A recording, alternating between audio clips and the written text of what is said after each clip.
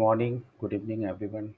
Today, we are here to know about the things like before starting a data analyst or data scientist career, ask yourself, is it suitable for you or not? Like, if you have 10 plus years of experience and you are like you have expertise in your field, like you have a very good you have a developer, you have a like a, uh tester, or you're leading a team, you are managing a team, and now you are just trying to switch your career into the data analyst or a data scientist profile. Is it really suitable for you? I think no. But I think in India, like what we have. So in India, like we know like uh, we have 1.30 CR population in India, and I think we have young generation. Like it's like for other countries, if we are just going to compare with other countries, we have a very huge amount of young generation who is who is just uh, trying to learn or trying to change their self, uh, for switching their career, learning new skills and everything. I know we have a very good resource power. We have a very good skill set in India. But nowadays, what's happening in India now? If any new technology or a new programming language it's introduced, so just before learning a new skill, just analyze yourself. Is it really suitable for you? Are you really uh, like are you really like compare your previous experience with this experience? So I'm not totally avoiding those things. You are not you cannot learn those things because learning has no age limit and nothing else. So whenever we want, we can learn everything. But if you want to improve your career, like if you are a developer, if you are Java developer, if you have anything, if you are a web developer, you are a Java developer, you are a tester, and I think you already have achieved a uh, very good length in your career. So, what's happening? Ki whatever you have learned in your career, like you have passed 10 years of 10 years for your project, you have worked with different kinds of domain like telecom, healthcare, banking, transactional banking, like different domains we have. So, but what happening is now in this situation, you are just going to learn a new technology, that is data scientist. So it's good, because about the data and everything. But if you whatever you already gain in your previous experience and your learning experience, now if you are going to utilize those experience with your current profile, it will really helpful to grow your career. but what's happening कि अभी India में problem क्या है कि अभी हमारे पास engineer बहुत ज़्यादा है. We have so many engineering colleges and BTech holders, very. But होता क्या है कि अभी इंडिया में सबसे बड़ी प्रॉब्लम ये क्या है कि जब भी कोई नई टेक्नोलॉजी आती है तो पीपल मतलब guys they are just switching yourself, और मतलब they do not have those kinds of skills at like they they do not have a decision maker कि is it really suitable for me और not. So it in this situation अभी क्या हो रहा है क्या कि अभी आप लोग देख रहे हो क्या कि सब लोग एक डेटा साइंस के लिए एक होड़ लगा हुआ है कि डेटा साइंस करना है सबको.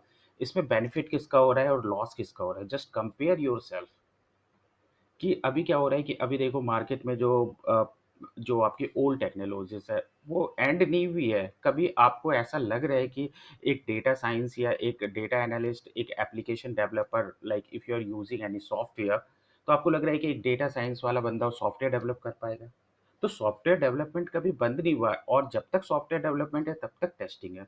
क्योंकि टेस्टिंग के बिना कुछ पॉसिबल ही नहीं है ना.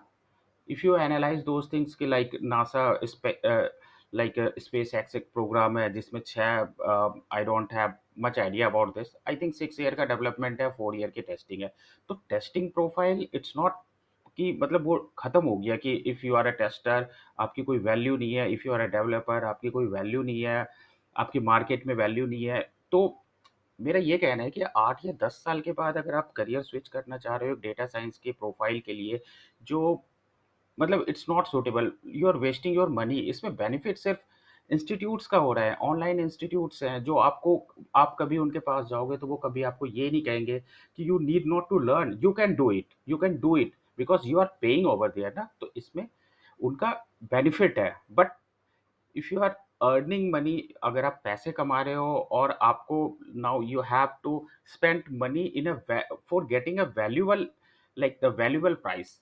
तो इन दिस सिचुएशन में अभी क्या हो रहा है कि आप इंस्टीट्यूट को आपने 25,000, और डिफरेंट डिफरेंट इंस्टीट्यूट है जिनकी अपनी अपनी फीस है कि आप बहुत एक अमाउंट पे कर रहे हो उनको, फिर आप अपना 8 घंटे आप अपने ऑफिस को दे रहे हो, उसके बाद 8 घंटे आप वहाँ दे रहे हो, वीकेंड आपका नहीं है, सैटरडे संडे आप उसमें लगे हो, कभी आप छुट्टी लेके दे रहे हो, कभी आप मतलब ऐसा लग रहा है कि जैसे आप you are totally dedicated for those. It's good, but आपको लग रहा है कि अब इतने साल के बाद आपको इतना स्ट्रगल करना है because now you are eligible for like manager kind of profile. अब आपको वो चीज़ें पता हो गई कि एक बेसिक वर्क कल्चर क्या है। एक बेसिक वर्क कल्चर का मतलब कि अब आपको चीज़ें सीखनी नहीं है, अब आपको चीज़ें सिखानी है। Now you can handle a lead, handle a team, you can handle offshore onshore, you have a opportunity onshore, you have opportunity on onshore कि अब आप onshore पे जाओ, आप clients हैंडल करो, आप रिसोर्स हैंडल करो। अब you need not to learn those things। हाँ, ठीक है, but if you are highly interested to learn those things, but you will have to start from zero because you don't know about those technology. It's तो अभी क्या है, क्या है कि whenever you are just going to take any decision, so you should think कि you are investing your money, you are investing your time, first your time if you are married। so if you are married और आपके पास वो जो समय मिल रहा है जो आप फैमिली के साथ स्पेंड नहीं करके वो समय आप इस टेक्नोलॉजी को दे रहे हो, एक नई टेक्नोलॉजी को लर्न करने में, और उसके बाद आप 6 महीने, 1 साल, 2 साल के बाद वो लोग आपको जॉब की गारंटी देंगे। वो लोग कहेंगे कि नाउ हम लोग जॉब की गारंटी दे रहे हैं आपको, ये चीज़ें कर रहे हैं, वो चीज़ें कर रहे हैं। बट आप देखो क्या कि एक तो आपको आपके 8 घंटे की जॉब है, उसके बाद आप स्ट्रगल कर रहे हो, आप वीकेंड अपना छोड़ रहे हो, आप छुट्टियां ले रहे हो, फिर आपका फोकस आपके काम पे नहीं होता, तो वहाँ पे भी बहुत आपको गैप मिल जाता है। और योर मैनेजर वो आपको एनालाइज करता रहता है क्या कि वाई। तो मेरा ये कहना है क्या कि ये किसके लिए है? ये उनके लिए है जो ऑलरेडी डेटाबेस को जानते हैं, जो डेटाबेस बैकएंड से हैं, जो डेटाबेस बैकग्राउंड को हैं, जो ईटीएल के बंदे हैं, जिनको पता है कि डेटा क्या है, डेटा कैसे आ रहा है, डेटा माइनिंग क्या चीज़ है, क्वेरीज कैसी चल रही है। अब आप एज अ डेवलपर, अगर आपके पास अब एज अ टेस्टर हो आप, you do not have much exposure about those thing, database का पता नहीं है आपको, डेटाबेस क्या चीज़ है, डेटा क्या चीज़ है, स्ट्रक्चर डेटा क्या है, अनस्ट्रक्चर्ड डेटा क्या है। तो एट फर्स्ट आपको तो सबसे पहले डेटा ही समझना होगा कि डेटा क्या है हमारे पास, डेटा कहाँ से आ रहा है। पहले तो आप उसको देखो कि डेटा कहाँ से आ रहा है, आप उसको एनालाइज करने का तरीका सीखो, फिर आप लैंग्वेजेस सीखो, प्रोग्रामिंग लैंग्वेज सीखो, फिर आप सीक्वल की क्वेरी सीखो। तो ये सारी चीज़ें आपके लिए न्यू है, और 8 या 10 साल के एक्सपीरियंस के बाद अगर आप एज अ फ्रेशर ज्वाइन करते हो तो डेफिनेटली कहीं पे कहीं ना कहीं आपको ये आपकी जो मंथली इनकम है उन सब चीज़ों को भी लेके, और I think you are not going to compromise with your monthly, मतलब take monthly whatever your earning, monthly intake income. ठीक है। तो अभी मेरा ये कहना है क्या कि अभी ऐसे कोई भी नई टेक्नोलॉजी आ रही है तो उसके लिए सब लोग ऐसे पड़े हैं कि लोग सीख रहे हैं, सीख रहे हैं। वाई सीख रहे हैं यार, क्यों सीख रहे हैं? डेवलपमेंट खत्म हो गया क्या? नहीं खत्म हुआ ना। क्या आज की डेट में वेबसाइट्स बननी खत्म हो गई? क्या आज की डेट में टेस्टिंग खत्म हो गई? क्या टेस्टिंग का करियर खत्म हो गया? बट मेरा ये कहना है क्या कि आप करो, दैट्स गुड, बट करने से पहले आप एक बार अपनी एग्जिस्टिंग प्रोफाइल को देखो, क्या वहाँ पे कोई ग्रोथ है, क्या वहाँ पे कोई सर्टिफिकेशन लेना है आपको, क्या आप उसमें सीएसएम सर्टिफिकेशन ले सकते हो, क्या आप स्क्रम मास्टर सर्टिफिकेशन ले सकते हो, क्या आप उसमें पीएसएम सर्टिफिकेशन कर सकते हो? क्या वो आपके करियर को ग्रो करेगा, या फिर एक चीज़ जिसको आप शुरू से सीखने की आज के डेट में कोशिश कर रहे हो। हाँ, if you are a fresher, अभी आप कॉलेज से पास आउट हो, तो आप सीख सकते हो, क्योंकि उस समय क्या होता है कि आपके पास आपको ये नहीं है कि आपकी अर्निंग इतनी है, आपकी अर्निंग इतनी है, तो उस समय आपको सोचना पड़ रहा है। उस समय आपको जो भी करियर मिल जाए, आप उसके साथ ओके हो जाते हो। और if you have a stats, आपका स्टैट्स अच्छा है, आपका स्टैट थ्योरी अच्छा है, तो उसमें क्या होता है कि वो लर्निंग स्किल्स है, आप अगर वहाँ से ग्रो करोगे एक कॉलेज पास आउट के टाइम से, तो वो आपके लिए ठीक है, बेनिफिट है, क्योंकि वो आपको फील्ड है। अभी वो आपकी लर्निंग स्किल है, ठीक है? आपकी मैथ बहुत अच्छी है, आपके प्रेडिक्शंस बहुत अच्छे हैं। तो इन सब चीज़ों को लेके ना अभी आप वैसे मत बनो कि कोई नई टेक्नोलॉजी आ गई उसमें घुस रहे हैं, बस घुस रहे हैं। इसमें बेनिफिट सिर्फ़ आज के डेट में, पहले कितने इंस्टीट्यूट थे ऑनलाइन?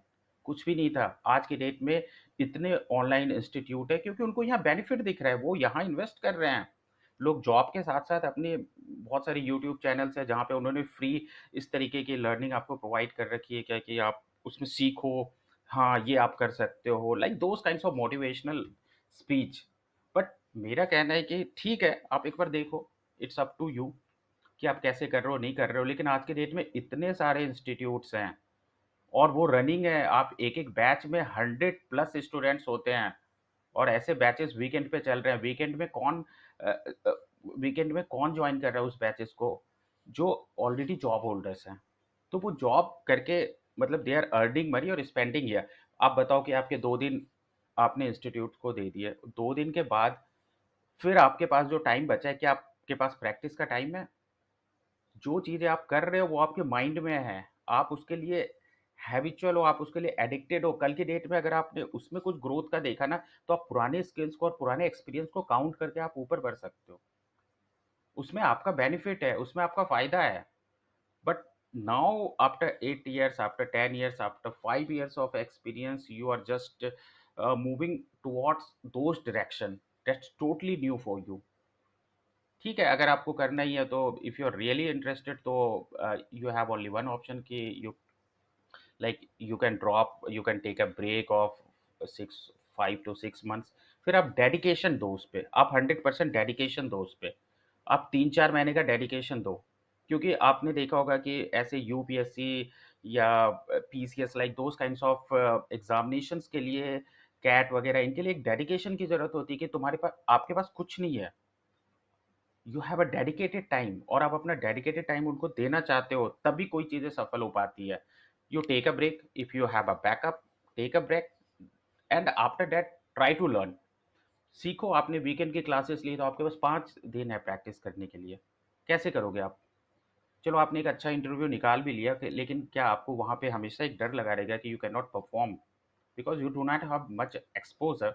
और कोई भी आज के डेट में अभी क्या हो रहा है, क्या कि पहले क्या था कि कोई भी कंपनी अगर आपको हायर करती थी तो वो आपके आईक्यू एंड मतलब कुछ ऐसे टेस्ट होते थे जिसके बिहाफ पे वो आपको हायर करती थी, वो ट्रेनिंग आपको देती थी, फिर वो आपको सिखाती थी, फिर आप काम करते थे। आज के डेट में वो ट्रेनिंग, मतलब कि आज के डेट में इंडिया क्या हो गया है, इंडिया एक ऐसी कंट्री हो गई है कि जहाँ पे आपको ट्रेन्ड रिसोर्सेज मिल रहे हैं। कंपनी को इन्वेस्ट नहीं करना आपके लर्निंग्स के लिए, आपके ट्रेनिंग के लिए। आप खुद अपने पैसे लगा के ट्रेन हो रहे हो, फिर आप ट्रेन होने के बाद अपने आप को आप उस स्किल तक, आप उस लेवल तक लेके जाते हो कि आप सीधा काम कर सको। तो और अब यहाँ पे कंपनी के पास इतने ऑप्शंस हैं कि they are looking for the best candidate. 100 में से एक कैंडिडेट उनको चाहिए बस, जो बेस्ट है। तो यहाँ पे आपका स्ट्रगल और भी ज़्यादा है। तो just think like, it's my opinion only. तो मैं ये नहीं कह रहा हूँ क्या कि जो भी है, जैसे कि आप किसी इंस्टीट्यूट को ज्वाइन करना चाहते हो, it's good for you. But अगर 5 इयर्स और 10 इयर्स के बाद अगर कोई डेटा साइंस में के करियर में अगर स्विच करना चाहता है, तो he has, he like must have exposure of data at least, कि उसने एक्सएमएल डेटाबेस पे काम करा हो, उसने सीक्वल डेटाबेस पे काम कर रखा हो, ओरेकल पे काम कर रखा हो, वो डेटा माइनिंग जानता हो, या वो क्वेरीज जानता हो। अगर आपको इन सब चीज़ों का नहीं पता है तो definitely you will have to start from beginning. और इतने लंबे गैप के बाद, और इतना 7 या 8 साल 10 साल के एक्सपीरियंस के बाद, अगर आप अ, उस करियर में स्विच करना चाहो, तो डेफिनेटली ये आपके लिए चैलेंजिंग तो होगा, बट अगर आप चैलेंज को एक्सेप्ट करते हो तो it's really good for you. So I don't like.